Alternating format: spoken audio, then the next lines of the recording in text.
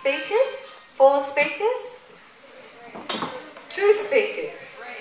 3 speakers? There are a few more. No, there are a few more actually. All right, and I'll hand you over to the captains. Thank you.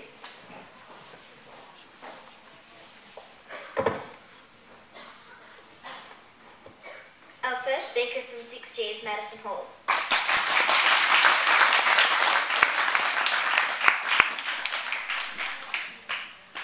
Good morning, Miss Shannon, teachers, students, and guests of Truscott Street. Today I'm going to be talking about what it means to be un-Australian. You may be asking yourself, what does an American know about being un-Australian?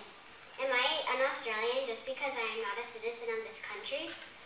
If you are Thai or Chinese or Japanese, are you un-Australian? The answer to that question is no.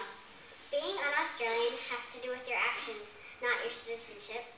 Over the past year that I have lived in Australia, I have noticed that this is a country that expects its people to be fair, to care about the environment, and to care about each other.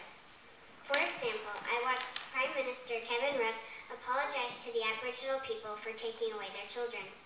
Even though he was not the Prime Minister at the time that this occurred, he knew that it was his responsibility. He apologized on behalf of the past government leaders.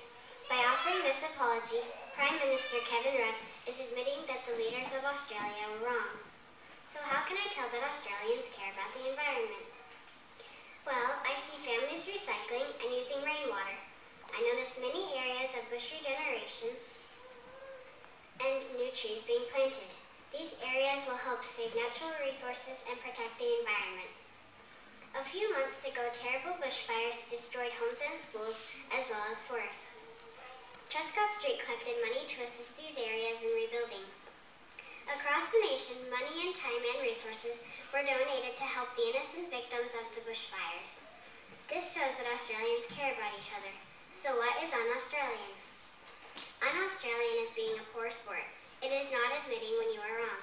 It is having a selfish attitude, an opinion that you are better than everybody else. Being un-Australian is being careless and irresponsible. I love to go to Manly Beach, and I love to bury my brothers in the sand, but I hate it when I am digging and I find bottle caps and other litters mixed into the sand. Being too lazy to take your rubbish to the bin is very un-Australian. It shows that you don't care about your land, and you don't really care about the people who are sharing the land with you. In Australia, many people enjoy sport. I see about 20 channels in our TV guide that are dedicated to showing sporting events. Every week in school, children all across Australia participate in sport. In sport, you can learn many lessons of life. Some of these lessons include being fair, having confidence, enjoying healthy competition, and how to lose without getting mad. When I see a coach purposely lying just to try to win a game, I'd say he is acting very un-Australian.